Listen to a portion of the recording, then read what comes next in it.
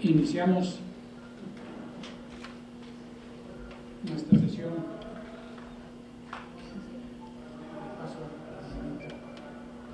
Buenas noches.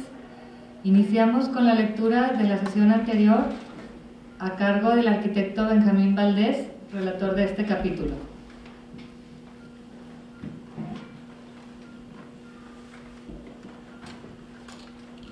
Buenas noches, vamos a dar lectura a la relatoría que hicimos de la conferencia del arquitecto César Pelli en la sesión del viernes 11 de noviembre de este año. El arquitecto Pelli, al inicio de la conferencia, batalla para acomodarse en el estrado. De repente se mueve hacia el atril, mientras los organizadores se deshacen en señas para tratar de ubicarlo en un cómodo sillón con mesita y bote de agua. Finalmente, se queda de pie y decide hablar desde ese lugar, haciendo más patente su altura y revelando la personalidad de un ícono viviente de la arquitectura moderna. Con multitud de obras monumentales de gran importancia a nivel mundial, por fin inicia hablando con una gran sencillez de una enorme cantidad de obras que retan a la más atrevida imaginación y con un costo que rebasa todo lo conocido en nuestro medio y en la ciudad. Recorre toda su obra reciente introduciendo con la obra que le dio más notoriedad en el mundo de la arquitectura, las Torres Petronas de Kuala Lumpur, Malasia, que por cierto, para nuestra sorpresa, su nombre revela que es el petróleo nacional, su origen semántico. Al respecto, asume que a partir de esta obra muchos países orientales productores de petróleo se convencen de tener su propio edificio conjunto que sea de los más altos del planeta, iniciando con esto una gran demanda para su despacho con pedidos de obras de esta magnitud. Sorprende nuestra prudencia estructural al retar las alturas con enorme facilidad y de forma poco modesta en el trayecto imagina y plasma múltiples formas que suaviza con líneas curvas monumentales que juegan con el paisaje. Utiliza los enormes espacios entre sus edificios como un oasis en medio de elevados macizos montañosos, limita sus jardines con acantilados de cristal y acero y suaviza los rudos materiales con colores que le suponen otras cualidades y texturas. Y se divierte jugando con diseños de lo más variado, aunque sin dejar de lado la monumentalidad. Nos hace recordar con ternura los supuestos rascacielos que conocimos en los 70s y nos sacude con afirmaciones temerarias que contradicen toda la tradición del cálculo estructural aprendido por nosotros para las zonas sísmicas, donde la altura no es problema, al contrario, según lo señala, esta cualidad juega con la oscilación de un temblor de tierra y no hay sitio más seguro en caso de un fenómeno así. Luego, vuelve a retar nuestra experiencia con el uso de materiales como el vidrio para climas como el nuestro y tal vez en una defensa de los materiales que usa con mayor constancia, habla de las bondades de este en los edificios modernos, confrontando la práctica que en bioclimatización pasiva hemos adquirido. Sin perder contacto con su tierra natal y con el suelo que lo vio nacer desde hace años, retorna a su país para construir el primer edificio inteligente en Buenos Aires, precisamente en la calle Tucumán, que nos recuerda su lugar de nacimiento en 1926, así como otros más que fabrica de gran altura. En el recorrido que nos presenta viaja por todo el mundo con su despacho, dándonos un ejemplo de lo prolífico que puede ser un arquitecto aún a la edad de 85 años. 85. Aunque no deja de lado los tiempos que vive y de paso nos hace la aclaración realista de que hay obras que a lo mejor no podrá ver concluidas. En el largo viaje a través de sus obras pasa por Hong Kong, Arabia Saudita, Santiago de Chile, Milán, Italia, País Vasco y en específico por Bilbao, donde con otros colegas de su nivel construye también obras de importancia mundial. Luego, en Sevilla, presume que una torre que compite en el paisaje con la Giralda, en el centro de esta ciudad, cosa que pone a prueba nuestros purismos del cuidado y protección de los centros históricos, y de los vetos que el ICOMOS tiene para construir un sitio de esta importancia. También habla de la gran cantidad de obras realizadas en Estados Unidos, Norteamérica y en China. En nuestro país lo reconocimos cuando en 2004 llevó a cabo el plan para desarrollar el Centro Cultural Universitario de la UDG en Guadalajara, Jalisco. Ahora nos habla de los proyectos en Chapultepec, en México DF, en Coyoacán, una torre donde menciona usar colores indígenas, lo que nos deja un poco pensativos. Luego, para concluir, se ubica en la ciudad de Monterrey, en fechas recientes, con sus proyectos para las arboledas, la Torre Sofía, en lo que fueron los terrenos de vitro. Concluye contestando preguntas y resolviendo inquietudes del público, que en su mayoría eran jóvenes, en medio de risas, dado que su aparato auditivo no era efectivo y tenían que venir hasta el estrado a hacerle preguntas. Gracias.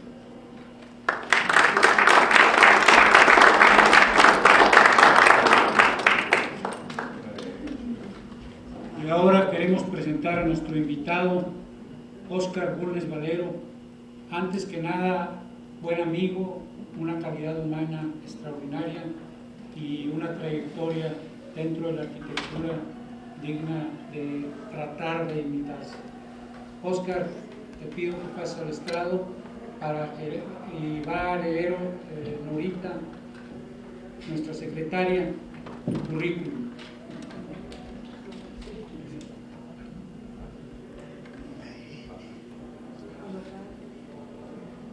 Arquitecto Óscar Bulnes Valero. Óscar Bulnes Valero es egresado de la Facultad de Arquitectura de la Universidad Autónoma de Nuevo León en 1968, con el título de arquitecto. Lo han distinguido con el grado de académico emérito de la Academia Nacional de Arquitectura de la Sociedad de Arquitectos Mexicanos desde 1990. Ha recibido innumerables reconocimientos a lo largo de su carrera, entre los que se destacan la Medalla al Mérito Cívico 1995, otorgada por el Gobierno del Estado de Nuevo León, México. La Medalla al Mérito Diego de Montemayor 2010, fundador de la ciudad de Monterrey, otorgada por el Ayuntamiento de Monterrey. Reconocimiento a la excelencia en el desarrollo profesional, entregada por la Universidad Autónoma de Nuevo León en septiembre del 2010. Medalla al Mérito Capitán Lucas García 2010, otorgada por el municipio de Santa Catarina. Medalla al Mérito Juan José Hinojosa 2010, otorgada por el PAN, y 23 premios de arquitectura en bienales desde 1981 hasta 1995. 2 más en el 2011 por el diseño de sus obras, entre las que se encuentran Macroplaza de Monterrey en 1983, Teatro de la Ciudad en el mismo año, Palacio Legislativo y Torre Administrativa en el 84, edificio sede del Infonavit 85, Centro de Tecnología Avanzada para la Producción ITESM CETEC en 1989, Centro de Sistemas Integrados de Manufactura ITESM 1992, Estación del Metro General Ignacio Zaragoza en el 93, Museo de Historia Mexicana en el 94, Museo Salón de la Fama 95, Corporativo IMSS Acero en 1996, Puente de la Unidad 2003, Administración 1997 al 2003, Torre Ave, Monterrey 2007, y cerca de 400 obras diseñadas y realizadas entre urbanísticas, educativas, de investigación, religiosas, industriales, comerciales, deportivas, habitacionales y de diseño de interiores. Sus obras han sido publicadas en más de 45 libros especializados y revistas nacionales e internacionales. Ha sido catedrático de diferentes universidades en México, Estados Unidos y América Latina, Tecnológico de Monterrey, Universidad Autónoma de Nuevo León, Universidad de Cincinnati y maestro invitado en la Universidad Istmus de Panamá. Conferenciante en múltiples universidades, colegios y academias de arquitectos en México, Estados Unidos, Europa y América Latina. Expresidente del capítulo Monterrey de la Academia Nacional de Arquitectura en el periodo de 1995 al 97. Y electo presidente de la Academia Nacional de Arquitectura en 1997, no continuado. De 1997 al 2003 fue secretario de Desarrollo Urbano, Obras Públicas, Ecología y Transporte del Gobierno del Estado de Nuevo León. A partir del 2004 regresa a su despacho Bulnes 103 Grupo de Diseño, con una trayectoria actual de más de 43 años. Presidente de jurado y conferenciante en múltiples ocasiones, en especial en el 2004 la Bienal de San Juan de Puerto Rico, 2005 Panamá y Buenos Aires, 2006 Desarrollo Urbano Misión San Agustín, Ciudad Victoria, Tamaulipas, en conjunto con el despacho del arquitecto Baró. En el 2007 Torre Ave, Centro Médico Vertical en Monterrey, Bulnes y Bulnes, y 2009 Casa del Lago y La Cañada en San Agustín. Demos la bienvenida al arquitecto Óscar Bulnes Valero.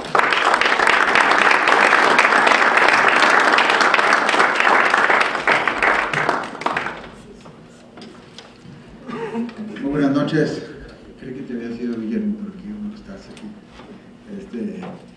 Va a ser una plática muy familiar, ya que hoy no hay tanta asistencia, por algunas dos razones: por el frío, por el tránsito puede ser, por la falta de ser taquillero, como César Peli. No, creo que las circunstancias, sin duda. Pero guardando las debidas proporciones, y debidas proporciones, como también la envidia que corroe de un arquitecto tan enorme proyección, la que ha tenido César Peli, argentino, latino, como cualquiera de nosotros, y que ha podido trascender de una manera tremenda, ¿verdad? Y que de ninguna manera, por ningún motivo, el acercamiento es cero, ¿verdad? Con lo que les voy a presentar. Pero básicamente lo que voy a presentar son dos obras recientemente ganadoras en el Colegio de Arquitectos en las Bienales, para hacer una descripción, y entraré posteriormente a dos obras también que tienen más que todo un sentido de significación importante para nuestra ciudad, un sentido también de responsabilidad de mostrar estas cosas, y tercero, que creo que es importante hacer conciencia para nosotros los ciudadanos, aunque seamos muy pocos. Me hubiera gustado que eso sí lo vieran toda la gente que nos reunimos normalmente en la academia. Pero bueno, empezaremos por lo que hay que empezar. ¿Yo voy a manejar? Sí, entiendo.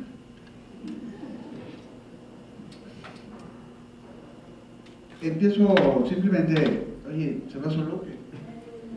No, espérame un tantito. Empiezo diciendo unos términos. Ahí está. Empiezo con unos términos muy simples de llamarle formación arquitectónica y expresión.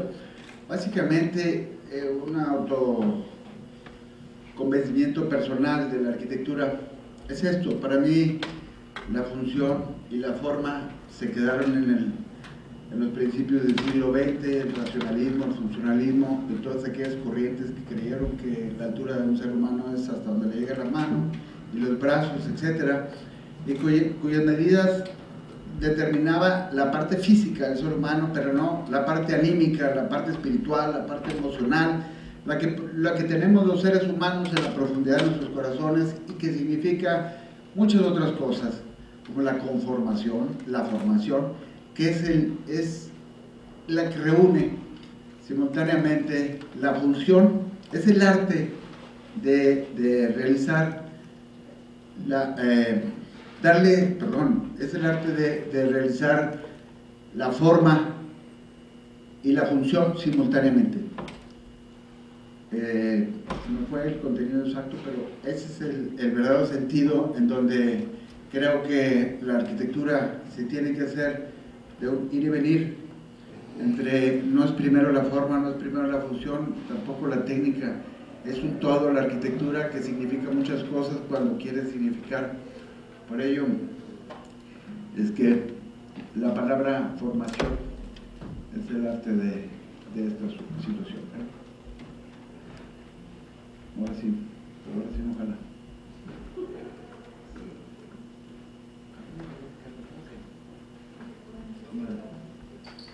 Torre Ave es una, otra vez, ¿Qué pasa? ¿Qué pasa? Estoy aprendiendo aquí con esto. Hace mucho que no me subía a este código. Al otro lado. Hay dos flechitas. Ya. Perdón. Sí.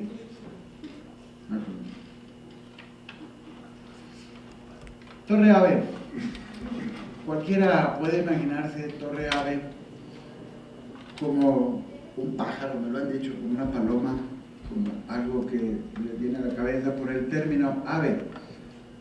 Pero como antes lo señalaba mis clientes que me solicitaron ese trabajo junto a mi hijo Oscar Bulnes, que lo hicimos en sociedad él y yo, el proyecto, pensamos en principio lo que nos decía el cliente, que era hacer una torre para médicos de la más alta calidad, ya que Monterrey se distinguía nacional e internacionalmente como por ser una gran capital médica dentro de las ciudades en el mundo, y que tendría que tener un significado muy particular un edificio de este tamaño. Para pronto nos dieron un terreno que medía 1200 metros, le dije, pues aquí en 1200 metros no se puede hacer mayor cosa, compren el lotecito de al lado.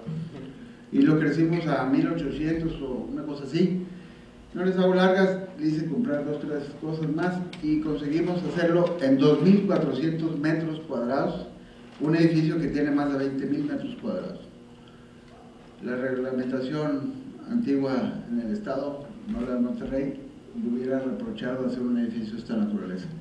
Pero es un edificio que tiene 5 sótanos, más de 500 automóviles en estacionamientos, tiene áreas de quirófanos o de cirugía ambulatoria, tiene laboratorios médicos de todo tipo y consultorios en el resto del edificio. 27 pisos tiene este edificio. Y ave no es otra cosa que significa, en latín, es un saludo, es una salutación, es el deseo de brindar salud, bienestar o de estar bien, que a partir del nombre empieza a dar significado, el sentido de las formas, el sentido de la función, el sentido de la espacialidad, el sentido de la funcionalidad también del edificio y el sentido de explosionar o explotar la superficie de terreno mínima que teníamos para lograr esto. La postura no son más que como si fueran 2 manos o 2 brazos, que es la ranura que los divide, el hueco central, el hueco que dejan las manos en el saludo, y la inclinación, obviamente de una forma muy abstracta, pero hoy hago esta referencia porque mucha gente me pregunta, ¿y es un pájaro el edificio? Pues no, es como si hubiera dicho Ave César o Ave María, para que nos acostumbramos a rezar. Las manos que los asiáticos, el Japón, China, hacen un saludo muy especial con sus manos, y muchas veces los actores o los artistas se saludan de esa manera. Y en fin, a veces no entendemos que estirar la mano es un saludo, pero ese saludo no significa nada. Saludo es el verdadero sentido y profundo de desear salud a quien te da la mano. Esto es lo que pretendimos llevar a efecto en una obra realizada a través de los diferentes elementos. Aquí se ven los sótanos, los 20 y tantos altura de pisos hacia arriba, con unas fachadas muy particulares, en donde el 75% del edificio está totalmente cerrado y aislado, y el 25% es de ventanas. En esta referencia tiene una ventana en la parte superior y una ventana en la parte inferior. Pues una también para que se viera más alto el edificio, pero la razón verdadera es para que siempre tuviera una luminosidad reflejada a través del sol hacia el interior de los consultorios y del edificio. Y la otra ventana, como que está viendo, es precisamente para mirar el paisaje que desde el edificio se ve. Estas son sus diferentes plantas, el sistema de estacionamientos con rampas continuas, etcétera. Sus áreas verdes, lo que significa el edificio partido en 2, que no está partido en 2, es un espacio común, pero muestra esa separación. Y la forma de una solución en donde el pasillo es la mínima parte de circulación para entrar ya a las áreas de descanso y de consultorios o de los diferentes departamentos del edificio. Esta es una planta de más detalle, está el médico, donde están los enfermos ya haciendo registros, las salas de espera, etcétera, 3 elevadores para personal, un elevador para camillero, para los enfermos que ahí llegan, obviamente hay lugares para ambulancias, etcétera. Pues al margen de lo que platico funcionalmente, sin duda que es un edificio que mantiene una forma que obedece también a un sentido de significación que mencionaba de las manos abiertas, que es también una invitación a ver hacia arriba nuestra maravilla verdadera de montaña que tenemos, la Sierra Madre, y que estos elementos acusan justamente este apuntalamiento hacia las bellezas de nuestra ciudad. Lamentablemente las de nuestra mano no han sido tan bellas, ni pretenden serlo tampoco como lo son la naturaleza misma, el Cerro de la Silla, las Mitras, la Sierra Madre, en fin, hasta la Loma Larga. Algunos elementos que nos tocó diseñar a ellos, a mí, juntos cuando tuvimos la oportunidad de hacerlo. ¿Cómo se ve? El edificio es parte de un conjunto hospitalario. Aquí está el Hospital San José, aquí están las áreas médicas también de los estudiantes, investigadores médicos, y todos son puros consultorios que existen en diferentes edificios en el lugar, y que la idea es llegarlos a concentrar dentro de un entorno compartido de servicios de salud. Son imágenes, ¿cómo se vería aquí? Obviamente el edificio todavía no está ocupado, en esa parte son fotos viejas, pero parece cómo se ve, como si fueran luciérnagas en la noche, las luces que pretende ofrecer el edificio. Las vistas son sensacionales desde arriba. Y bueno, ¿cómo se veía Gonzalitos antes de que como se ve hoy? Espero que cambien las cosas. Otra imagen de otro lado del edificio, pero vamos como la bandera que está en un punto significativo. El edificio en razones médicas y de salud, aquí está presente. Es decir, aquí estamos. Creo sinceramente que el hombre reacciona al espacio que habita. Si ese espacio fuera amable, sensible, en composición y armonía, el hombre reflejaría lo que percibe. Los comentarios que he recibido positivos han sido muy positivos, y los negativos han sido muy pocos, muy escasos y muy dudosos, pero en fin, es un edificio que ahí está presente en la ciudad. Y también creo que las ciudades en el mundo, las ciudades bellas, son los que han ido sembrando a través de los años, de los siglos, del tiempo, la manifestación de su cultura, de su desarrollo tecnológico, social, político, cultural, etc. Y esto es la arquitectura, no es más que una pieza de expresión cultural. Casa del Lago y la Cañada, hacia adentro de la antigua hacienda San Agustín, en San Agustín aquí en Monterrey. Una casa que me ofrecen un proyecto en donde primero les dije que no les hacía nada. Después me enseñaron las escrituras, me dijeron, si no lo haces tú, lo tendrá que hacer otro, pero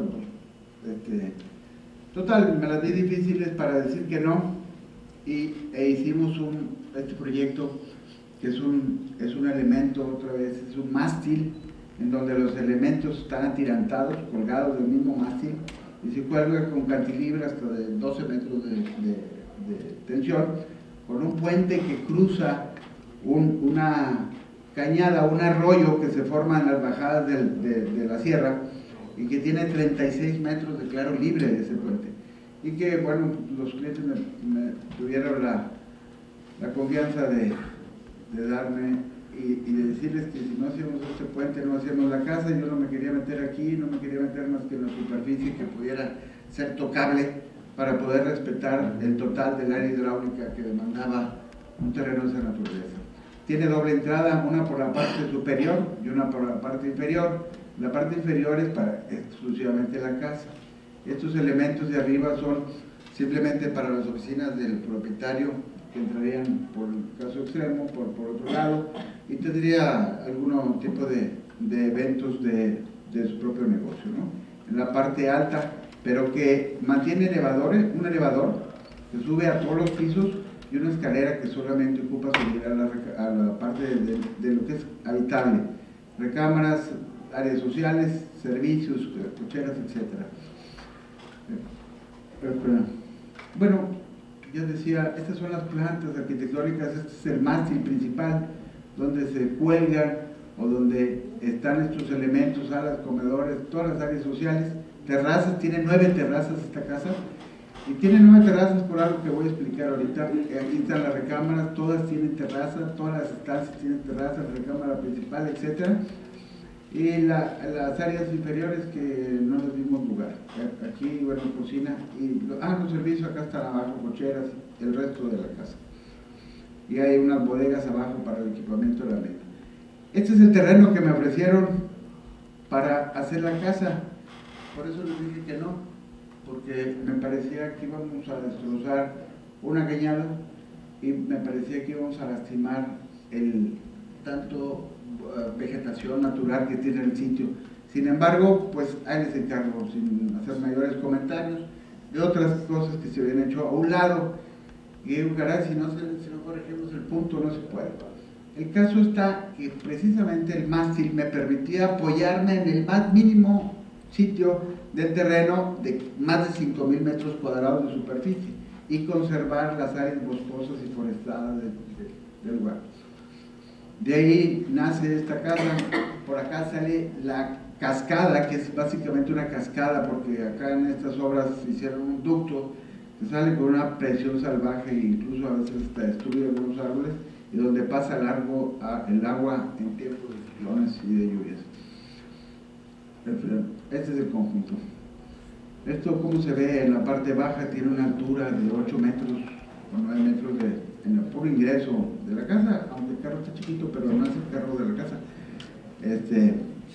Estas son las composiciones donde está el puente tensado, pero si podemos ver cómo lo cubre, acá se ve la casa de Nora ahí arriba. Ahí se ve este puente que también sirve de estacionamiento. Todo esto elemento bajo el puente es el soporte, las vigas de tensión que cargan al mismo. Pero la casa tiene unos lugares, unos enmarcamientos del paisaje natural fantásticos, que ese era el objetivo de los clientes y obviamente también el mío, de no tocar nada de la vegetación y poder disfrutar la casa con la vegetación natural del sitio. De ahí que todas estas formas, si ven, dentro del puente también hay árboles, o sea, el puente respeta los mismos árboles que están en el lugar. Esta es otra terraza del comedor, que ahorita no tenía muebles, pero eso es lo que se ve. Es una llegada. No está muy prendida la luz aquí. Si verán, si le pueden bajar la luz.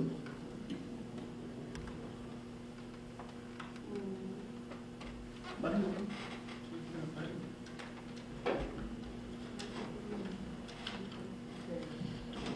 El primero. Ahí puede estar mejor. Esta es una galería donde todos esos cristales de 5 metros de alto recorren alrededor del mástil o del cubo central y dejan ver todo este paisaje que es una sala común, pero lo importante es este es el mejor cuadro de la casa, que es la naturaleza misma, que a través de todos los espacios habitables se refleja esa vivencia en la casa. Y esto es para mí lo que importa en el proyecto que quisiera mostrarles, que está hecha para la vegetación, para la naturaleza, para los árboles y el respeto mismo a los cauces de los arroyos que ahí se encuentran. Esta es la galería que les menciono, donde hay cuarto. Aquí se ve una capilla que tiene dentro también de la casa, y las escalas para poder conservar esa vegetación sin ser tocada por la obra arquitectónica, sino más bien disfrutar la casa a través de los huecos, de las ventanas, de las cristaleras, de lo que significaría entrar como vivir dentro de una zona selvática que es el lugar. Y hasta ahí llegué. Así, es la última. A ver, ahí está. La última fotografía, aquí es el mástil de la parte alta, donde están las máquinas de la parte alta, y estas de cámaras, salas, letradas, cocheras, etcétera.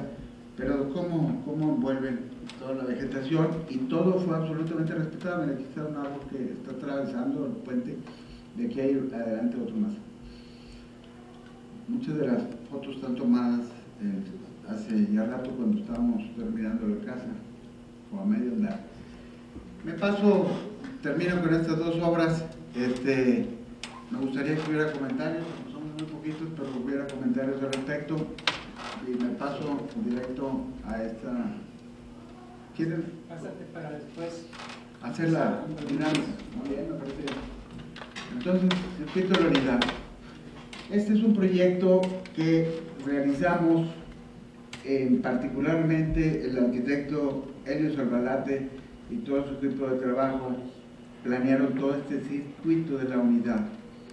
Era un anillo más. Recuerden que antes era Gonzalitos, Calzada Madero, Constitución y Félix U. Gómez, un primer anillo, después hubo otro que era Venustiano Carranza, etcétera, que llegaba a varios lugares. Este ya es el atirantado, si quieren decirle, o es el anillo o el puente de la unidad, junto con todo el circuito que recorre 5 municipios en esto, y además están planteados otros circuitos más aquí, si los ven, aquí hay otros circuitos y otros circuitos y otros circuitos que están programados para, en lugar de ensanchar las calles y destruir las banquetas y camellones como lo hacemos cotidianamente.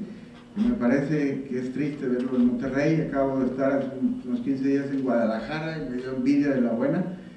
Incluso en la Ciudad de México, tan conflictiva, tienen 100 años teniendo un paseo de la Reforma casi intacto, casi igual que como lo hicieron.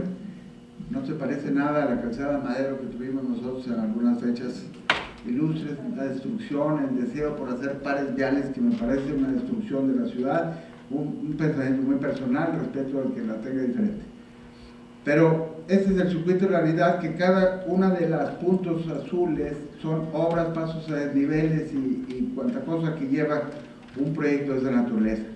Pero una pieza importante, que es la que quiero mencionar, es dentro del circuito de la unidad. Nosotros realizamos obras hasta este punto más o menos, y hasta Humberto Lobo.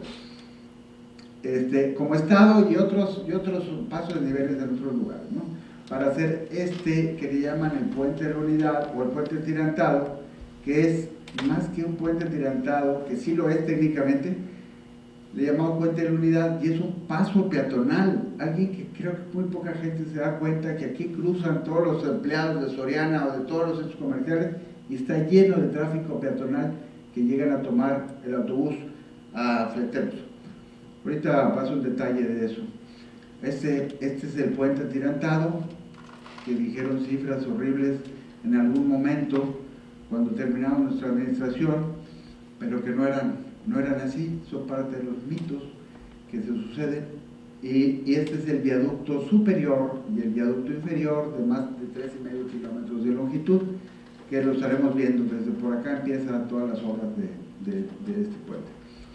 Aquí se ve una pieza fantástica. A mí me encantaba cómo se veía. Esto estaba jardinado, ya no lo está. Como el descariño que se pierde con los cambios de administración es tremendo para la ciudad. Vemos a veces la macroplaza seca y a veces jardinada, vemos camellones secos y luego jardinados, dependiendo de quién gobierne o del partido, de las cosas. Debo confesar que yo no pertenezco a ningún partido. Todos me caen bien y todos me caen mal cuando no mantienen a la ciudad con la belleza que requiere. Este es el paso peatonal que estriba abajo del circuito de la unidad.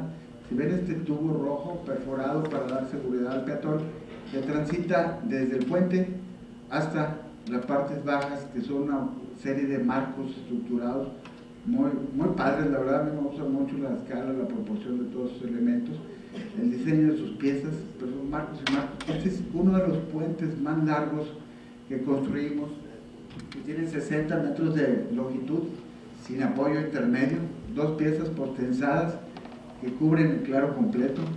Además, otra en Rogelio Cantú, que también es más pequeño, de 30 metros, pero en fin, aquí es donde no nace, sino más bien de donde bajan del puente tirantado para seguir hacia Fleteros todos los peatones. Y ahí, para la continuación, el día de mañana, este es el paso por Fleteros, donde pasa una vía de carros por allá, otra vía de trenes con todas sus complejidades, 4 carriles de un lado, 4 carriles del otro, 5. Las banquetas, por cierto, muy amplias en Fleteros. La parte baja de lo que es el puente y hoy cómo se encuentra el río, que es una pena, una lástima, pero bueno, esperemos que se mejore con el tiempo. Esto es lo que aparece cuando el peatón viene y se encuentra repentinamente con este espacio. Para mí el puente de la Unidad no es otra cosa más que un espacio virtual que forman los cables, los tensores, los torones, que son los que hacen el puente atirantado, que tiene 305 metros de longitud, con una complejidad de tránsito mucho más allá de otros que existen en el mundo. Pero que este ángulo, estos cables tirados al extremo, es lo que hace que la gente se acomode en las tardes o en las noches, paren sus carros, a brevar energía dentro de un espacio como este que le pertenece a la ciudad. Pienso que el tiempo lo pondrá en su lugar y pues, se convertirá en una pieza importante y quizás dentro de la ciudad. Aquí se aprecia mayor cercanía, aquí vienen peatones utilizando la calle, tiene 3 carriles de cada lado, su área para estacionarse. Más bien para seguridad, cómo se ve de noche, cómo sube hacia arriba. Este es el pequeño espacio que incluso iba a estar cerrado con cristal, que ya no se cerró, pero ahí es donde bajan los peatones a la parte inferior.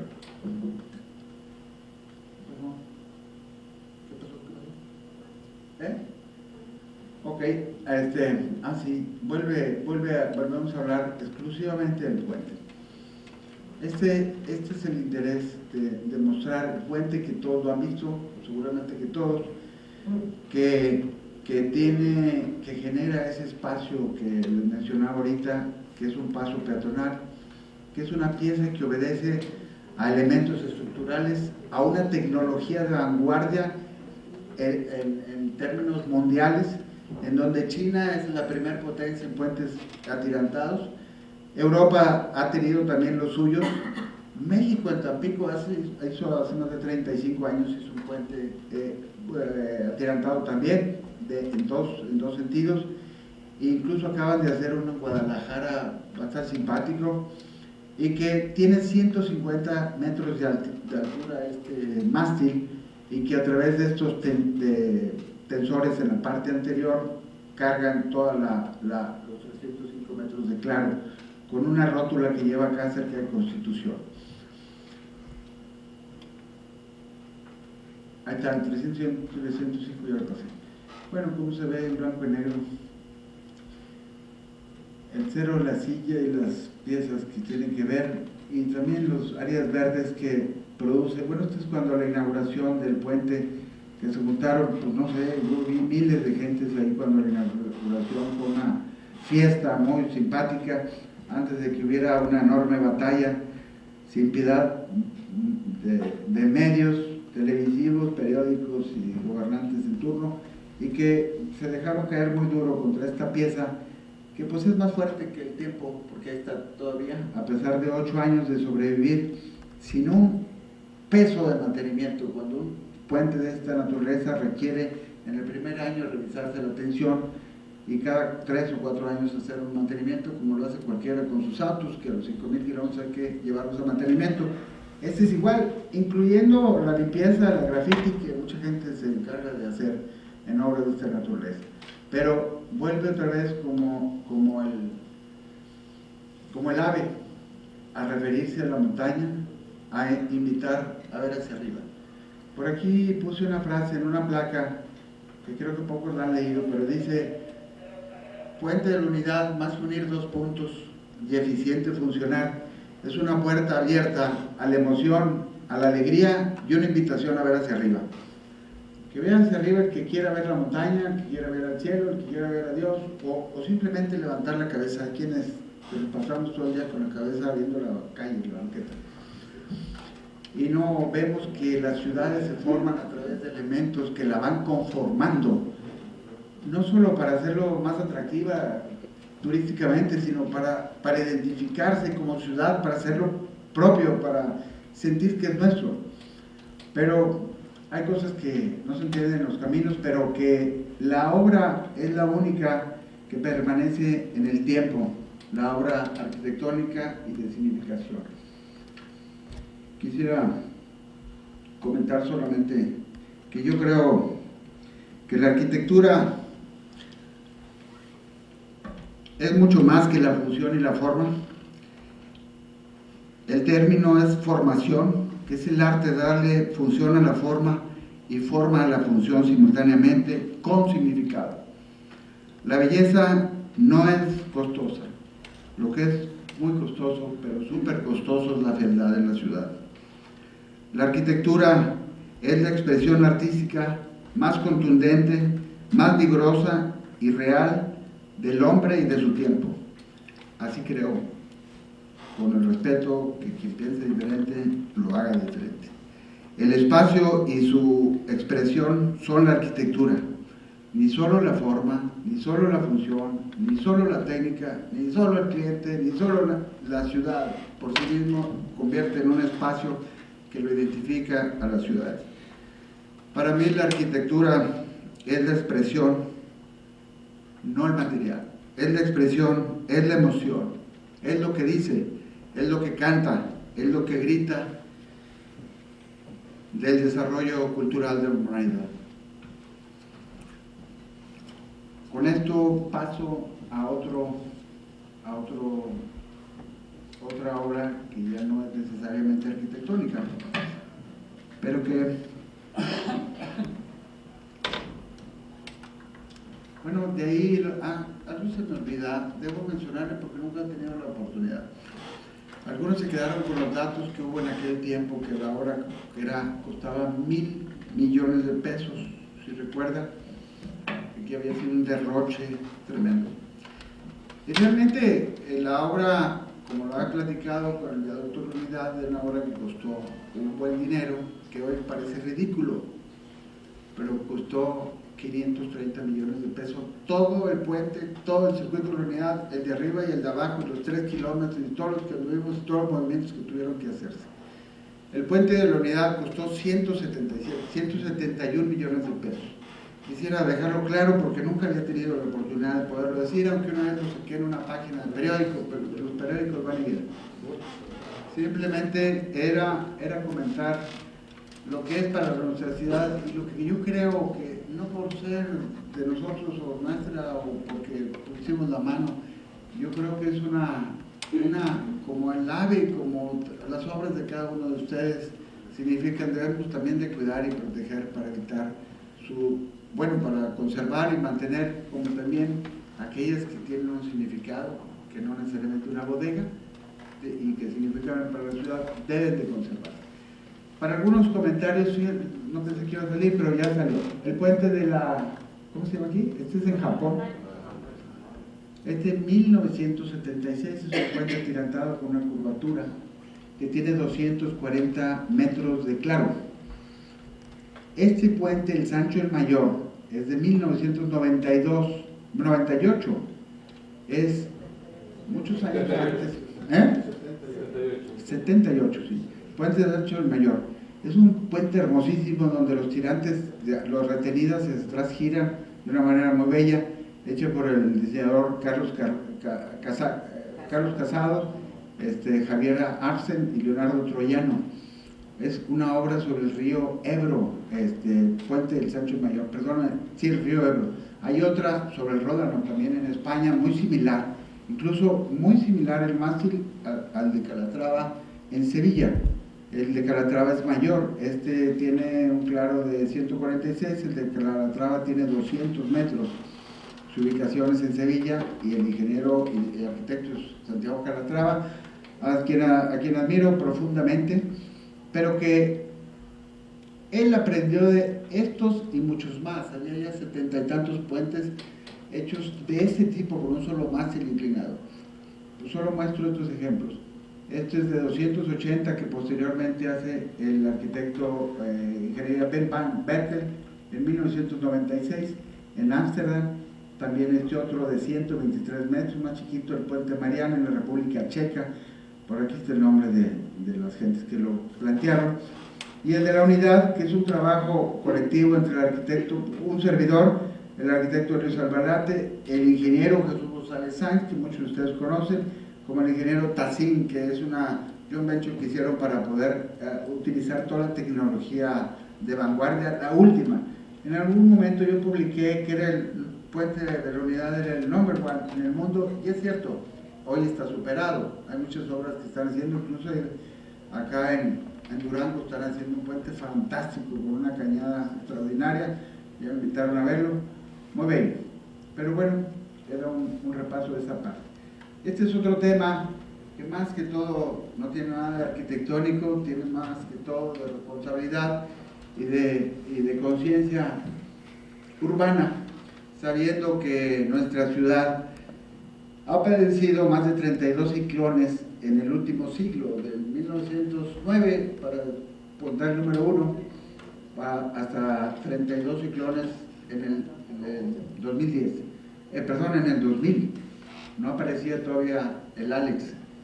Entonces, esto diseñamos, es mucho, fue un trabajo muy colectivo, muy especial, que pedimos todas las asesorías. Ya existía en la Secretaría un proyecto de 3 cortinas, que no eran cortinas, sino eran bordos para almacenar agua y poder detener la presa. No estábamos muy tranquilos, a mí me tocó vivir, y mi familia también, cuando el Gilberto y todos los daños que ocasionaron cuando se fueron las máquinas adentro del río, se fueron los autobuses allá adentro, justamente donde está el puente atirantado, y donde sucedieron una fatalidad tremenda, murieron más de 300 gentes y cientos de miles de damnificados, y se cayeron una cantidad salvaje de puentes en el estado. Bueno, esta es una descripción, nada más, ya en el video lo decía, la pura cimentación tiene 40 metros de profundidad, la pura cimentación, y tiene 80 de largo, y se van costando en la parte interior. O sea, esta es una masa, un monolito de concreto armado para detener el impacto del agua cuando venga un ciclón, y tiene un ducto de salida de 5 por 6 metros para que salga solo 500 metros cúbicos por segundo de agua. Y tiene un ducto superior para darle otro pequeño alivio en la parte alta y para revisión de la estructura de la misma pieza. Se eleva hasta 72 metros, aquí no dice, pero 71 metros dice aquí, pero son 72 en la parte superior de la pieza. Esto que está aquí es el nivel del terreno natural, ¿verdad? Esto es el terreno natural, esto es lo excavado para la pieza. Esta es la pieza que es el resultado de un trabajo colectivo muy importante, con gentes de un conocimiento técnico fantástico. Lo primero que se nos ocurrió fue a Conagua a visitar, después fuimos a CNA, dijeron, no, pues aquí con nosotros no, y nos enviaron con el INTA, que yo debo confesar que no conocía. El INTA es el Instituto Mexicano de Tecnología del Agua, entiendo que es algo así como el Colegio de México del Agua, en la República, grandes expertos en esa zona, y le pedí que hiciéramos un estudio de toda la cuenca hidrológica de la Huasteca, que la cuenca hidrológica parte de la Sierra de San José, en Santiago, a 2.400 metros de altura, y que desde ese punto y de Arteaga baja el agua a través de 32 cañones y viene serpenteando hasta salir por la Huasteca. El único y exclusivo dren de toda la cuenca hidrológica, y en la cual pues no le hemos sabido respetar en nuestros tiempos, pero que eso es el motivo de los daños que nos han ocasionado. Sigue aquí los elementos de la pieza. Esto es visto en el otro sentido, 71 metros dice aquí, pero son 72, y los 40 de profundidad que obedecen a la planta. Aquí ya se ve concluida la pieza y es donde golpea el agua. Y cómo se ven los cañones. Gracias al INTA y al estudio hidrológico que hicieron junto con el INEGI, que también es un instituto fabuloso para estas investigaciones, el Instituto también de Ingeniería de la Universidad de Nuevo León, y nos acompañamos de cuanto a gente supiera de este tema para poder lograr esto, y encontraron los estudiosos del INTA que el cañón de Corral de Palmas, que es era el indicado para realizar la cortina rompepicos, y que sería la única pieza necesaria para toda la revisión de los cañones. y obedece a una razón, lo voy a explicar en este momento. De los 32 cañones que vienen, aquí recoge a 28 cañones, en donde se decía CNA y Conagua que había una diferencial de volúmenes, que el río Santa Catarina tenía una capacidad de 4.400 metros cúbicos por segundo, y Conagua decía que 3.700 metros cúbicos por segundo. Tomamos ambas partes. Cuando vimos lo del Gilberto, se estudió lo del Gilberto como el fenómeno más grande que había acontecido en nuestro estado. Se estudia y resulta que tomamos cualquiera de las dos cifras o las mediamos la mediaron, no quiero hablar en voz propia porque yo estaba de observador y coordinador de esta situación para que se llevara a cabo, pero que el final de los estudios decía que por este cañón bajaban 2.800 metros cúbicos de los 4.400 o de los 3.700 que tenía capacidad el río. Pero resulta que el río antes del Gilberto tenía esa capacidad, pero cuando vino el Gilberto dejó una solve en el río del 37%, dejándonos una capacidad de 2.400 a 2.800 metros cúbicos solamente para conducir el agua. Hacer el acarreo de limpiar el río, el asolve, era mucho más costoso que hacer una cortina. Y de esa manera pudiéramos, conservando el arroyo del río como está, pudiéramos evitar tragedias.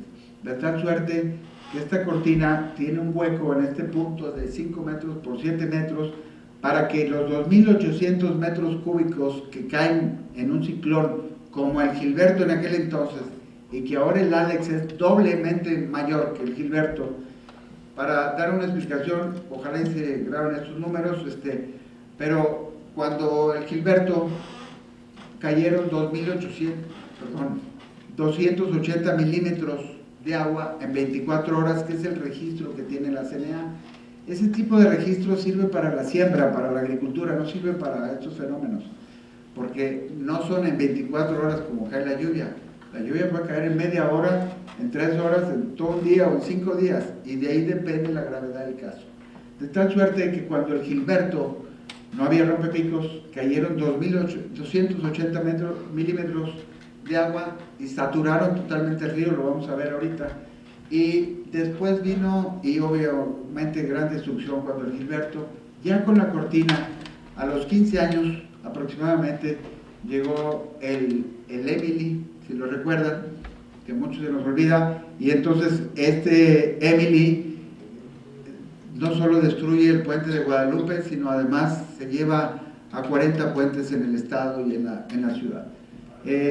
Logramos hacer esta situación en donde la cortina deja pasar 500 metros cúbicos por segundo. Dije milímetros primero, la precipitación, y luego los volúmenes de agua, que son metros cúbicos de agua.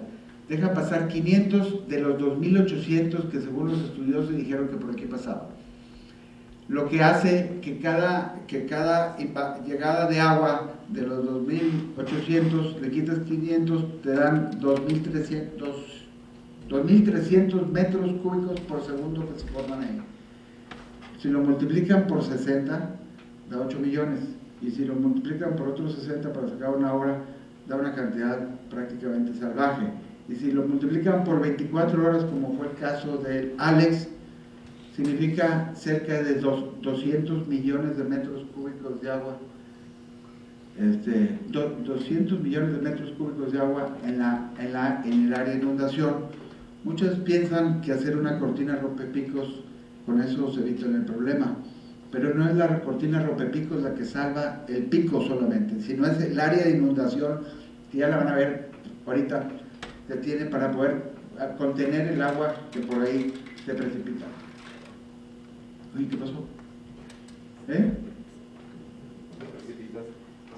precipité.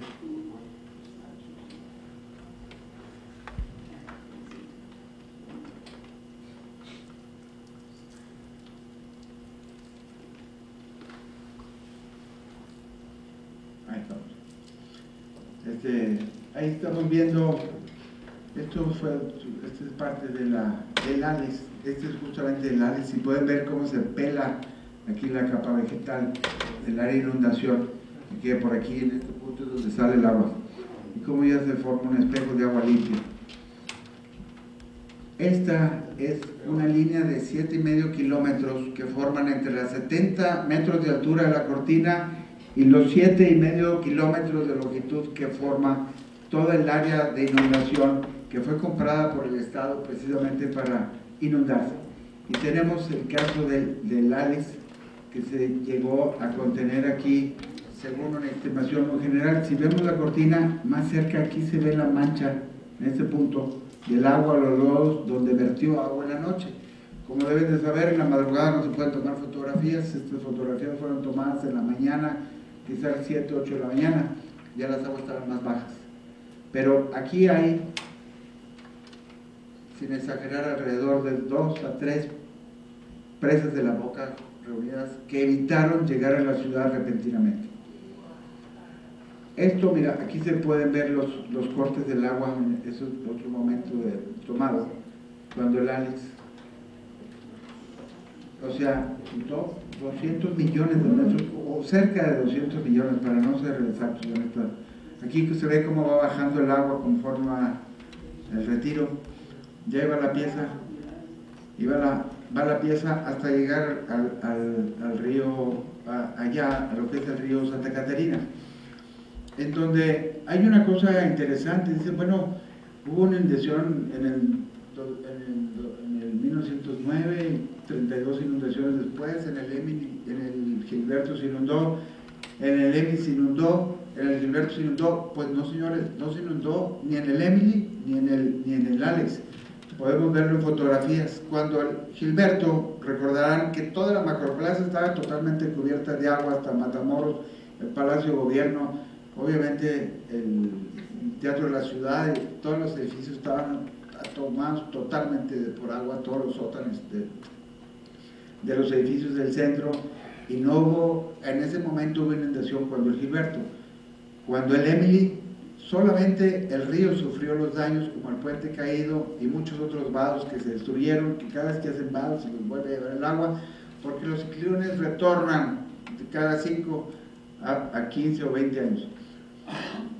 Aquí se ve dónde está el área de inundación, dónde está la presa Rompepicos y donde se deja pasar 500 metros cúbicos por segundo, que obedece a conservar, a controlar 28 cañones en la parte alta, dejando 4 afuera de los 32, y estos 4 afuera juntan 600 metros cúbicos por segundo, que al salir a la Huasteca, al salir a Santa Catarina, se juntan con el arroyo del Obispo. El Obispo también tiene 600 metros cúbicos por segundo en ciclones como el Gilberto, como el Alex.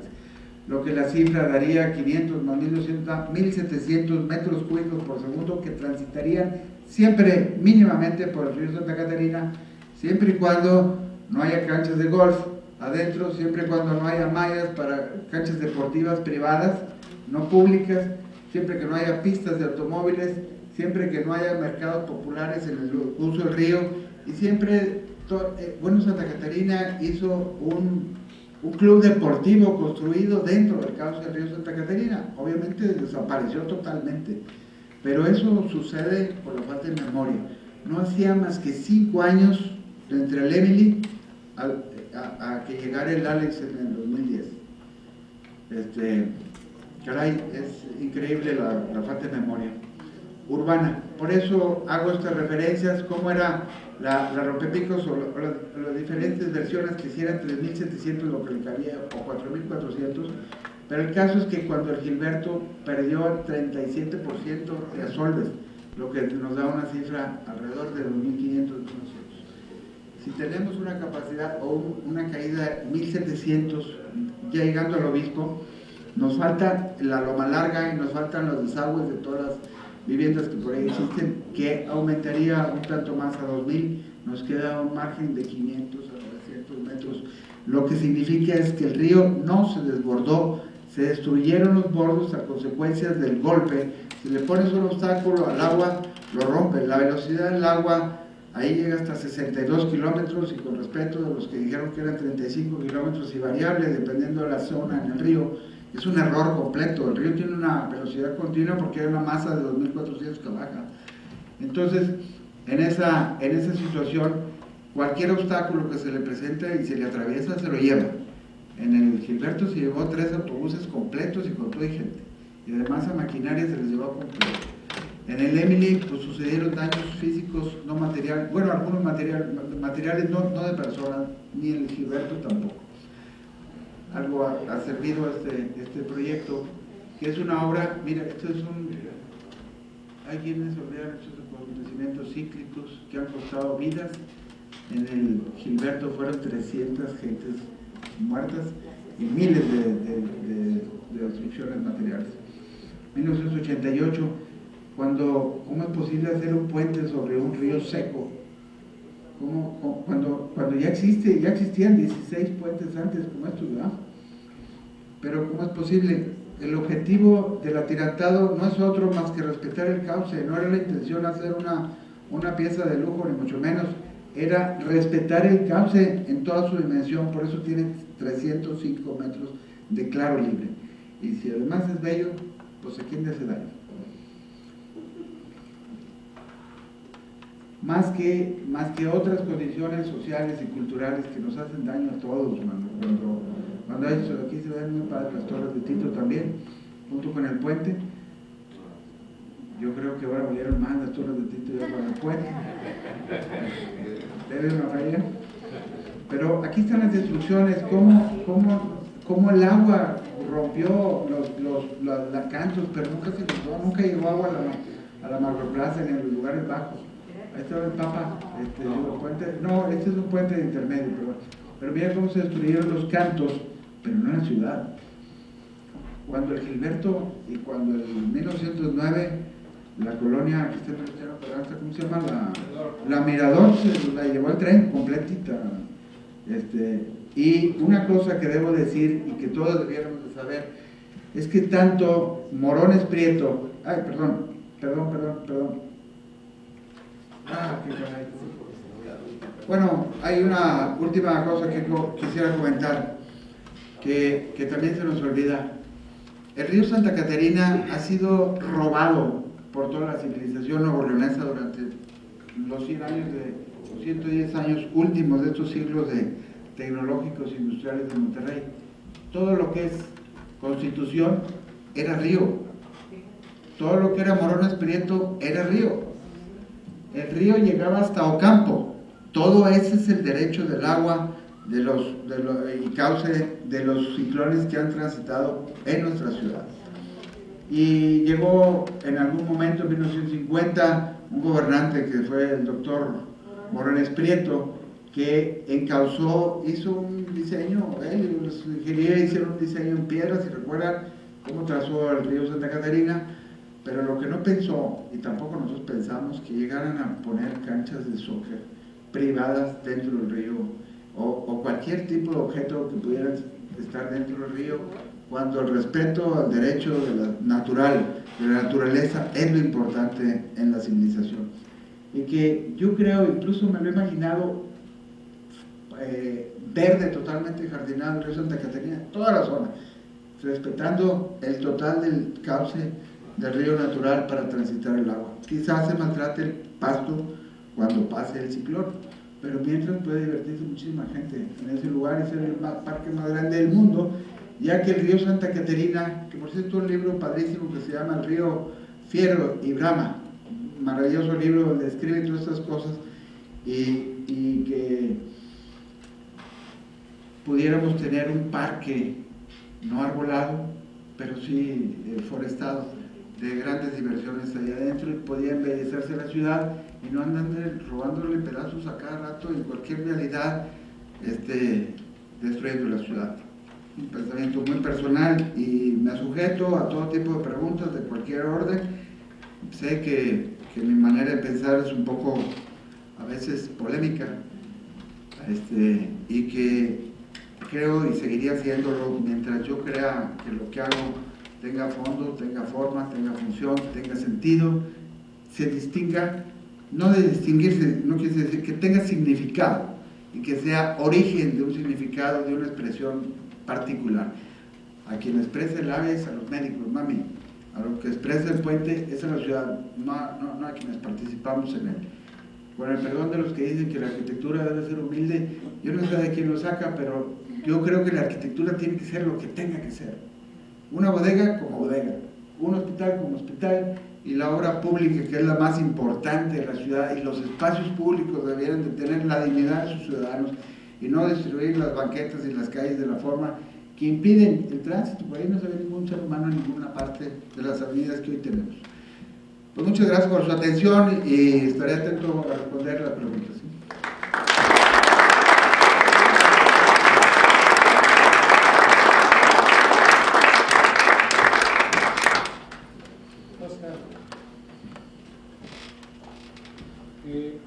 Bueno, no me habilitas el micrófono, por favor. Gracias. Oscarito, te agradezco mucho de veras esta conferencia. Me da tristeza de que hayan venido tan poca gente, pero ya estamos actualizando nuestra página y vamos a subir el video de esta conferencia para que los estudiantes y los ciudadanos de Monterrey puedan verlo, y creo que se han perdido de una gran lección y sobre todo un conocimiento de obras que, sobre todo las públicas, que no sabemos ni el origen, ni cómo es, ni los alcances de esta obra, muchos de los que vivimos aquí en Monterrey. Te agradezco mucho. Yo quisiera que empezaran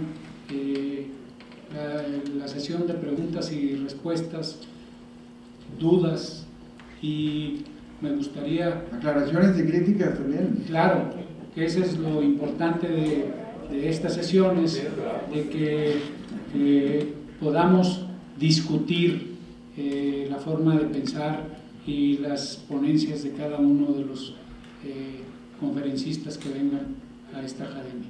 Así es que, ¿quién se apunta a preguntar algo? Y si no, yo también voy a preguntarle. Bien, preguntones. Dos preguntas, compadre. Una, no sé si es cierto o sea mito que dicen que todavía falta de hacer 6 cortinas de picos más. ¿Es correcto? No. Ahorita mencionaba, Tito, que la cortina no es necesariamente la solución, es el área de inundación que permite contener el agua que grava. Mucha gente me ha preguntado, oye, ¿las esclusas cómo funcionan? La cortina es una cortina reguladora de flujos, no tiene esclusas, es solamente hueco, donde deja pasar una cantidad de agua calculada para que, sumadas a las posteriores, den la capacidad del río. Que baja la velocidad. Pero si hubiera, por ejemplo, hay otras gentes que confunden, han caído ciclones, incluso lluvias torrenciales sobre el cerro Las Mitras. Lo que se llena es, una es el Obispo, la otra es el río de la Universidad, el Topo Chico, que obviamente al desbordarse hasta la universidad lo ha inundado y ha inundado cuantas colonias existan, como el río La Silla y el río La Chueca, cuando caen sobre la sierra que están en los márgenes de la carretera nacional, vienen las aguas y se llevan de encuentro a 50,000 gentes. Lo que sucede es que son sierras muy paradas, que no tienen cañones como esta, entonces no es posible en esto tener una cortina, porque el agua que contienen sería muy breve, salvo que encuentren el lugar adecuado, pudiera estar en otros, no en el cañón de la Huasteca. Yo creo que debe haber soluciones para las cumbres, para la Silla, para otros sectores que se ven muy afectadas por los ciclones que para algunos dicen, ¿cuándo? Si no, si es el río seco. ¿Así lo ven? Así se quedan con ese dato. En una vuelta campal, antes de pasar el micrófono, estábamos platicando Juan Carlos y yo sobre el AVE. ¿Los techos inclinados arriba son paneles solares? No, fueron diseñados para paneles solares. O sea, tiene, al margen de todo lo que dije de las manos y de todas las formas, incluso el lado poniente es más alto para provocar una sombra sobre un lado bajo, es para... Monterrey tiene un movimiento solar, normalmente, o la intensidad mayor en tiempos de verano, de oriente a poniente. y entonces captaría todo el sol de la mañana y todo el sol de la tarde con paneles solares.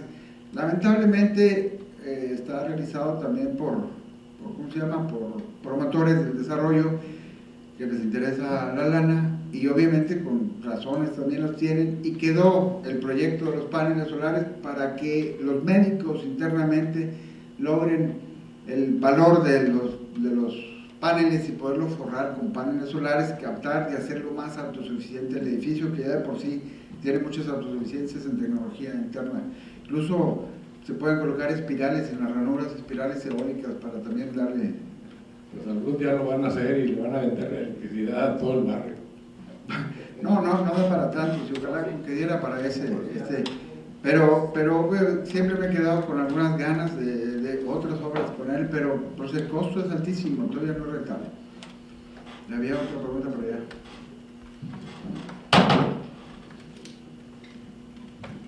Tiene lejos, es muy fácil. No, la altura del mástil de la casa del lago, la altura del mástil desde el cuarto piso o lo que sea hasta la base de donde está fundamental. 27 metros, bueno, tiene la cimentación, que es una perforación más abajo del nivel freático y está sobre roca, sí. Y se nace un cubo de 640 por 640 a paños exteriores, se levanta 27 metros y es lo que carga. 27 metros con 350 el atirantado, hay una pequeña diferencia. Esta es una casa, ¿verdad? Y obviamente el mástil no es sólido, es habitable. Es el vestíbulo, son las escaleras, son las llegadas, son las zonas de oficina, son las zonas de estar, en fin, en la torre. Es una torre hueca. No es bueno, el atirantado también es hueco por dentro, incluso es el paso de los peatones. Y volviendo a lo que había mencionado Tito, en el caso de AVE, y a sabiendas de que los promotores no iban a poner los paneles solares oriente-poniente, hubiera sido conveniente construir estas dos terminaciones del edificio norte-sur, ya que no iban a ser ellos los paneles solares, pregunto. No, es lo que acabas de decir. No es posible ponerlo norte-sur porque el norte no tiene sol. Tendría el sur y solamente en invierno. El sur se inclina en invierno, es cuando pasa por el sur, pero en los meses de nosotros es de mayo, junio, julio, agosto, septiembre, todos esos meses pasa por encima la parte superior, y entonces en esta forma es la posición, a mi juicio, más adecuada para capitalizar el total de los... Lo que digo yo es que ya se sabía que no iban a poner los paneles solares, y entonces que tú hubieras corregido el proyecto sobre la marcha. No, mira, quiero decir que dentro del proyecto dije que son para gente, incluso son mis amigos también, los Batón, que sus intereses son de promotores, ¿no? Y está especificado como los paneles solares también eólicos, está especificado pisos y acabados y tipo de ingeniería en el aire acondicionado. A la hora de las juntas de trabajo, pues oye, compadre, no sale, quítale aquí el número que pensaste, oye, espérame, pues si están desbaratando el edificio. Dijo, no te preocupes, vamos a sacarlo al centavo y vamos a llevarnos a que los médicos, que ciertamente son muchísimos consultorios, como vieron ustedes, 20 y tantos pisos, que dan alrededor de 10 o 12 consultorios por piso, con esperas y todo. Es una suma de médicos muy grande, que la participación per cápita sería muy baja, pero esto a base ya del condominio que está formalizado con ellos, dándoles un plazo, que les paguen y luego que hagan el proceso que sigue. A veces hay que ceder un poco en estas condiciones de que bueno, quisiera decir que no se debía ceder, pero pues se tiene que ceder, porque de otra manera no era yo el constructor ni tampoco el dueño de los billetes, entonces tenía que proteger para que resultara un edificio que además es distintivo de médico, y que los médicos están muy contentos ahí. Manuel. Oscar, además de felicitarte, me parece una excelente presentación. Te quería yo nada más preguntar así brevemente si después con el Emily y el Alex el río Santa Catarina sufrió más asolve y restó capacidad también. Desde luego que sí, pero qué bueno que me preguntas, Manuel, esto. Desde luego que sí, pero el asolve no es el arrastre que viene en los cañones. El asolve es el arrastre del club deportivo que hicieron en Santa Catarina, del vado Santa Bárbara, del vado todos los vados rotos que los vimos, todos vinieron a dar a Guadalupe. Eso es lo que inundó el mercado, las canchas de soccer, las de golf, adentro ríos. ¿No han visto una salvajada de ese tamaño? Además, haciéndolo privado, caray, no es posible cuando es un derecho universal, es un derecho de la nación, haberlo dado caray, ¿para qué le sigo? Esta situación, ¿sí me entiendes? No hay asolves porque también el asolve lo controla la cortina. Ahí se queda una buena cantidad de asolves. Lo que significa es que también se tiene que darle mantenimiento a la cortina de rompepicos. Yo la vi por detrás, todavía no es urgente hacerlo, pero ya subió el nivel. O sea, el agua va a salir más rápido o va a tener menor capacidad de almacenaje. El hueco que está ahí para que pase el agua no es fácil de que se tape.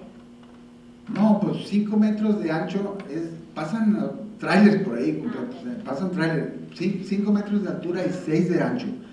O sea, es como una carretera, la que era la Panamericana de México a Laredo, o es una carretera como la de no, más ancho que Chipique. Sí. 6 metros de ancho por 5 de alto. Sí, es como una calle casi como. Y que el cálculo es ese. Una cosa también es que a mayor cantidad de almacenaje de agua, si vieron las fotos, subió 70 metros el agua. 70 metros empuja sobre el hueco y la presión aumenta. Y los números que di ahorita de 500 se suben a 600 o 700 por la presión recibida del agua en la superficie. Pero bueno, el resultado es que aquí ni en el Emily ni en el Alex sucedieron estas cosas. Pero se me olvidaba decir números importantes. En el Emily, para que tengan una medida con tu pregunta, en el Gilberto cayeron otra vez vuelvo a los milímetros. En el Gilberto, según CNA, que es para los agricultores, cayeron 280 milímetros durante el Gilberto. En el Emily cayeron 180 milímetros durante el evento.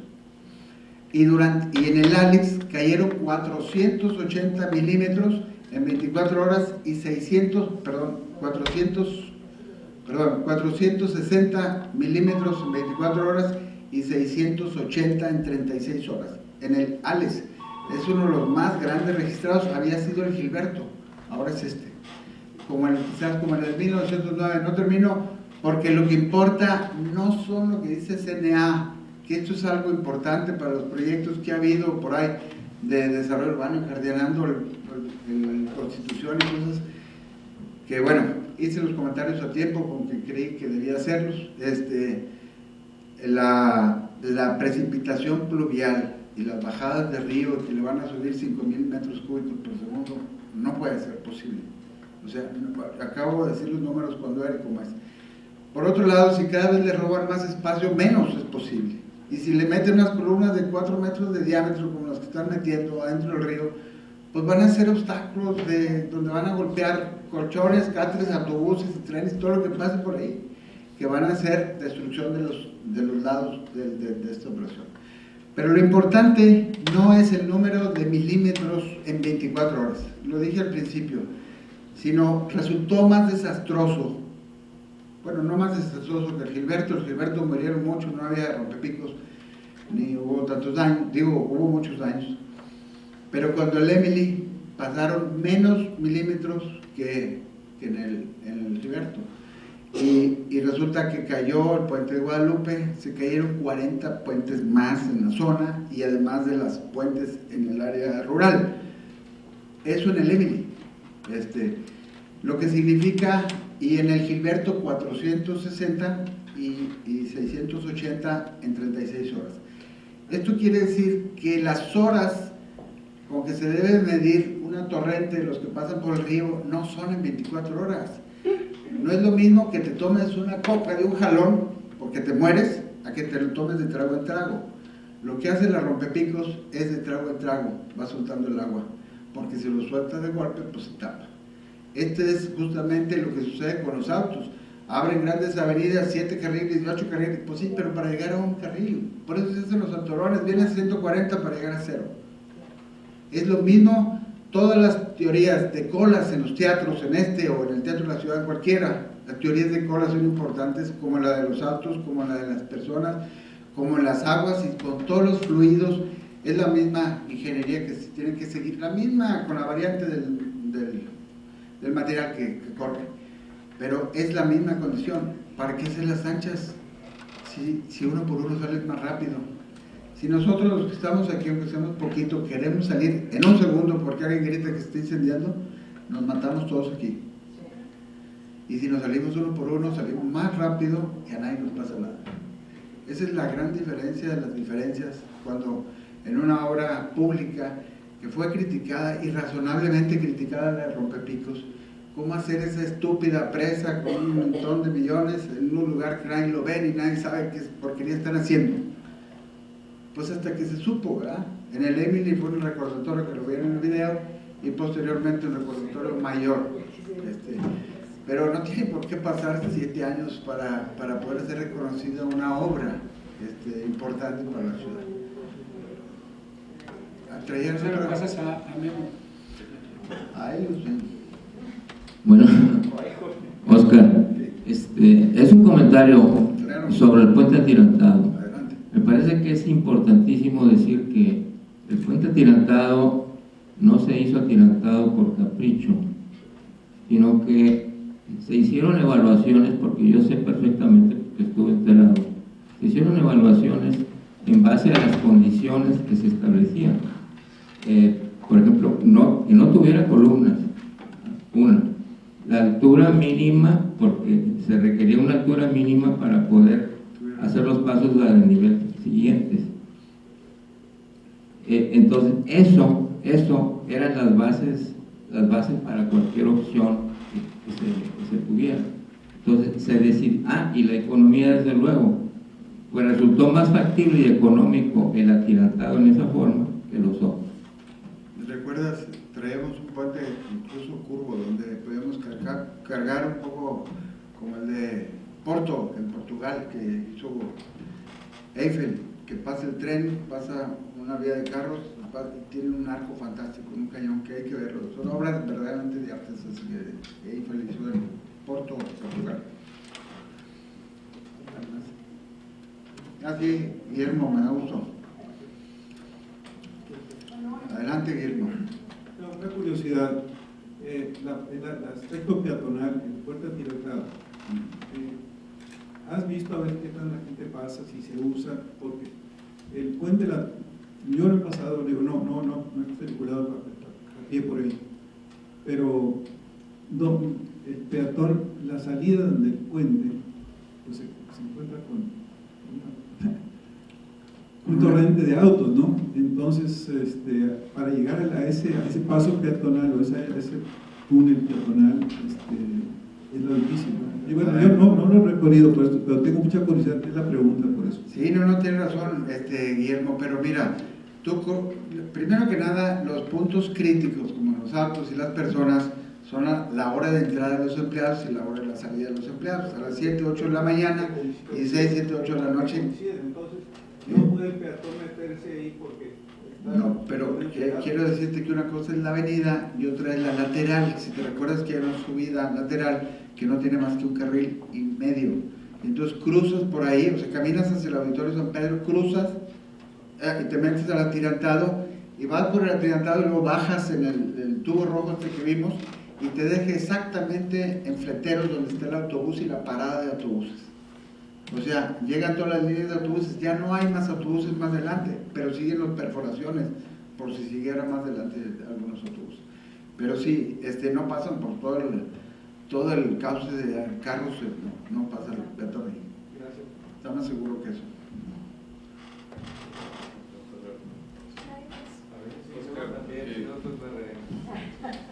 Oscar, tengo la curiosidad de hace tiempo de por qué no usar toda esa enorme cantidad de canto rodado que arrastra, entre otras cosas por las canchas, pero también mucho viene de arriba.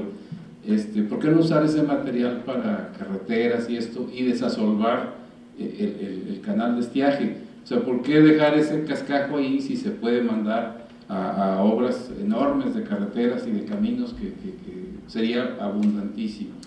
Ellos no me dejaron mentir que cuando se hizo el estudio, ¿te acuerdas cuando convoqué a todos los pedreros y a todos los que venden gravas y arenas? Un montón de gente no cabía en la sala de juntas para convocarlos a retirar las gravas de la solve del río.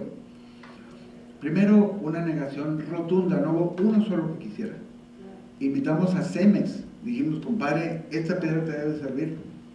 No encontramos salida para esa situación.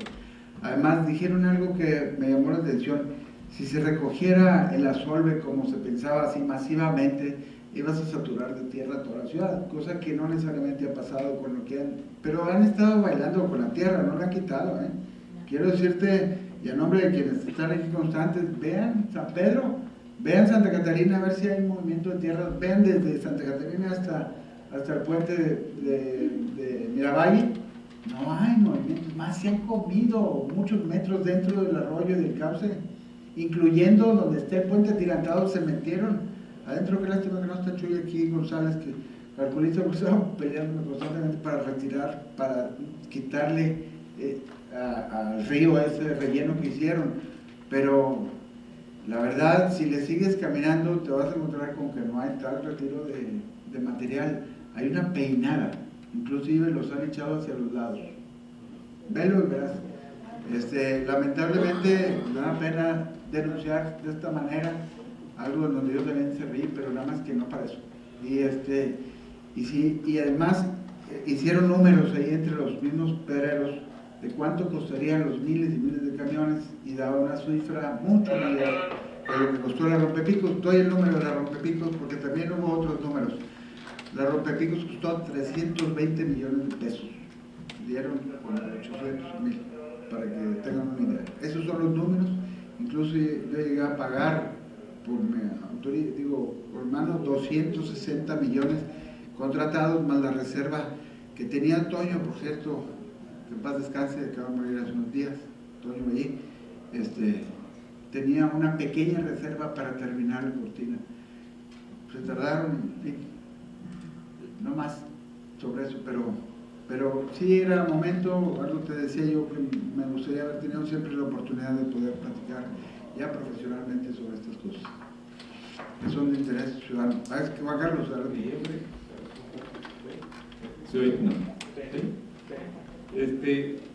no sé por dónde empezar contigo, pero hombre, dale. ¿Sabes qué? Además de felicitarte, quisiera reclamarte porque se extraña tu presencia en estos foros, te quejabas en un principio de que había poca audiencia, pero los pensamientos que has vertido, la convicción y la emoción con lo que lo has dicho, llenan el auditorio, Vete tranquilo. Yo tenía una pregunta, eso era el primer rollo, pero el segundo era preguntarte por la obra esta de la Casa del Lago, de la Cañada. La pregunta concreta es: ¿cómo nace el partido del lado del cliente y contigo? Es obvio todo lo que está ahí hecho, pero ¿cómo nace, digamos así? Creo que lo comenté al principio. Me dice Oscar, ya me había querido comprar un departamento en el edificio años atrás y no pudo comprarlo en aquel entonces. Él vendía aviones.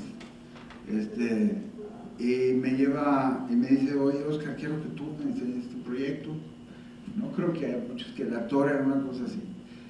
Me lleva y le digo: oye, no te lo hago. Me dijo: vea, Oscar, cálate, pues si este es un terreno como cualquier otro. Le dije: no, a ver, ¿dónde están los papeles? No, pues aquí están las escrituras, mira la fecha que lo compré. ¿Y dónde está el agua? Ah, no hay agua. ¿Y dónde está el drenaje? No hay drenaje. Entonces, pues es que quedó a 2 cuadras más atrás en la onda urbana. Le dije: estás verdaderamente locuaz con este terreno y lastimar este bosque tan hermoso.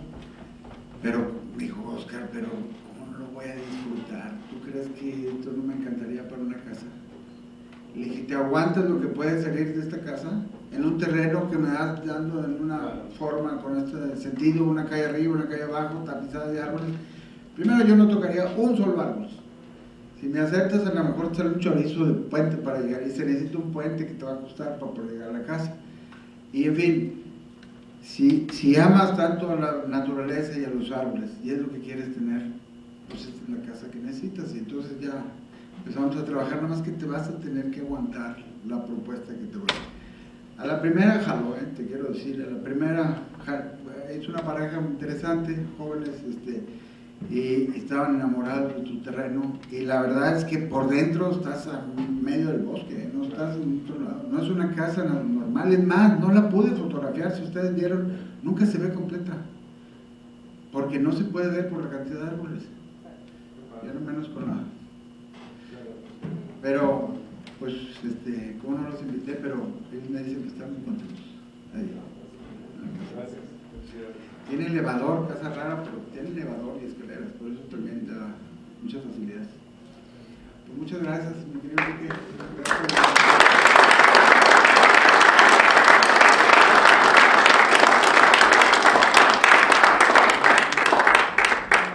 Pocos, pero solo los buenos. Nos aplaudimos fuerte. Sí, pero ten la seguridad que va a llegar a todos lados este video. Claro que sí. Eso yo también. Para los pepicos creo que es importante que la gente sepa y las autoridades saben saber, porque el estudio que se hizo fue realmente.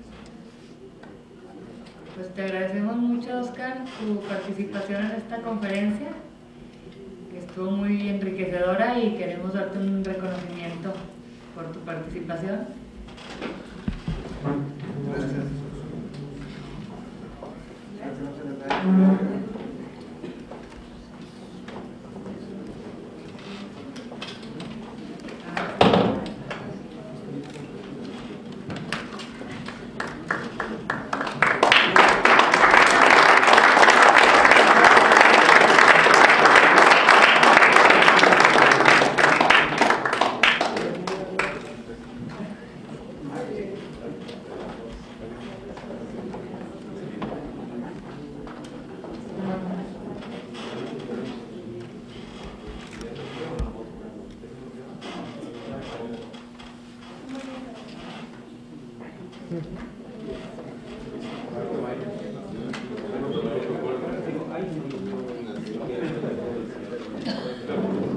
Agradecemos la presencia esta noche y en especial a los que hacen posible este tipo de eventos, que son los amigos de la academia. Y no sé si llegaron los libros, porque tenemos un presente para los expresidentes de un libro de uno de los amigos de la academia. Les voy a pedir a los expresidentes que pasen, porque se les va a entregar un libro de uno de nuestros amigos, cómics, un libro de interiorismo. Entonces, yo quisiera que se pusieran de pie los expresidentes que están aquí para que les fuéramos entregando los libros.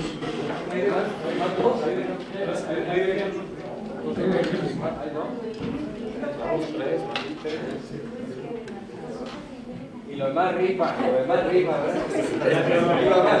Falta Oscar, el presidente de la academia. Los más rifan.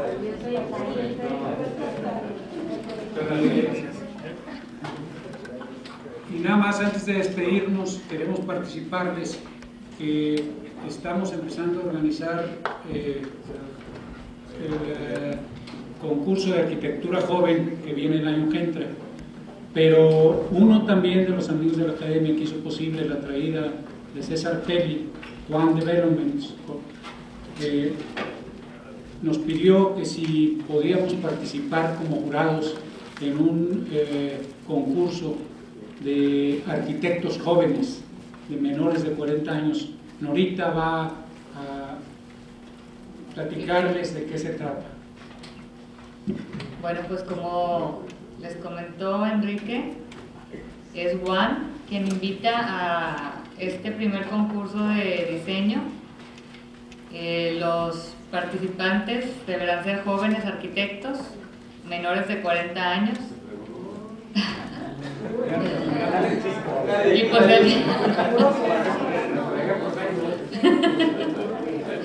y con al menos 2 años de haberse recibido.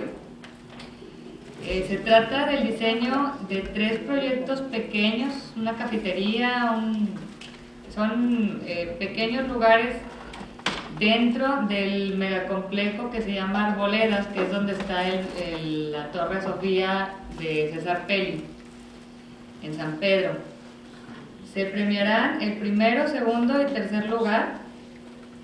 Está bien interesante porque el primer lugar será el contrato para el desarrollo del proyecto y la construcción del mismo, además de un reconocimiento. Y el segundo lugar van a ser 15,000 pesos y un reconocimiento también. Y el tercer lugar, 10,000 pesos y un reconocimiento. El registro estará abierto a partir del 12 de diciembre hasta el 20 de enero del próximo año en la página www.arboleda.com. De todas maneras, nosotros vamos a subir la información a la página de la academia y vamos a notificarles por Facebook para que sepan que ya está la información ahí. Los exhortamos a participar en este concurso y a estar atentos a la fecha del registro, que les repito, empieza el 12 de diciembre. Y si no aplican por la edad, pues entonces inviten a sus nietos. A sus nietos. Y les voy a seguir. ¿Mande? También se puede en 3, porque son 3 proyectos. Inviten a sus colaboradores de los despachos, arquitectos jóvenes que conozcan, porque sí está muy padre la oportunidad. Son proyectos pequeños, pero muy bien ubicados, y que además, bueno, el primer lugar se va a construir, entonces pues ya tener una obra al lado de la de César Pelli, wow. Bueno, pues muchas gracias. Bueno, quiero agradecer a los amigos de la academia, a COMEX, al grupo de esos, al no pones la transparencia, por favor, al Museo de Historia Mexicana, y próximamente vienen nuevos amigos de la academia, o unos que ya han participado, pero que ya están empezando a entrar nuevamente con nosotros. Esperamos poder estar con nuestros patrocinadores, con nuestros amigos de la academia, y también les decimos que estamos renovando nuestra página, donde vamos a subir los videos de todas las conferencias y los vamos a llevar a todas las universidades para que en las clases lo estén pasando de los videos. Hemos estado en las universidades, muchos nos prometieron venir, pero ahorita están en exámenes. Yo creo que se rajaron entre el frío y los exámenes, pero quedamos con ellos de enviarles el video de la conferencia. Pues les agradecemos mucho su participación y los invitamos a la siguiente sesión. En enero no hay, pero febrero, el 6 de febrero tenemos nuestra próxima sesión con Rodrigo de la Peña, que nos va a presentar su obra más reciente, que ha cambiado de prácticamente vivienda unifamiliar a multifamiliar y vivienda vertical y de usos mixtos. Entonces les agradecemos mucho y los esperamos en febrero. Visiten nuestra página y ya estamos abiertos en Twitter y en Facebook para que también nos hagan los comentarios. Ya empezamos a interactuar, ya estamos recibiendo muchos mensajes de los jóvenes y vamos a buscar que todas sus inquietudes les encaucemos a través de la academia. Pues muchas gracias otra vez y los esperamos dentro de 2 meses aquí en el Museo de Historia Mexicana. Muchas gracias. Para que vean que los amigos de la academia son sueltos, están ofreciendo también a todos los demás del público un libro igual que a nuestros presidentes. Muchas gracias, feliz Navidad y próspero año nuevo. Oscarito, muchísimas gracias otra vez.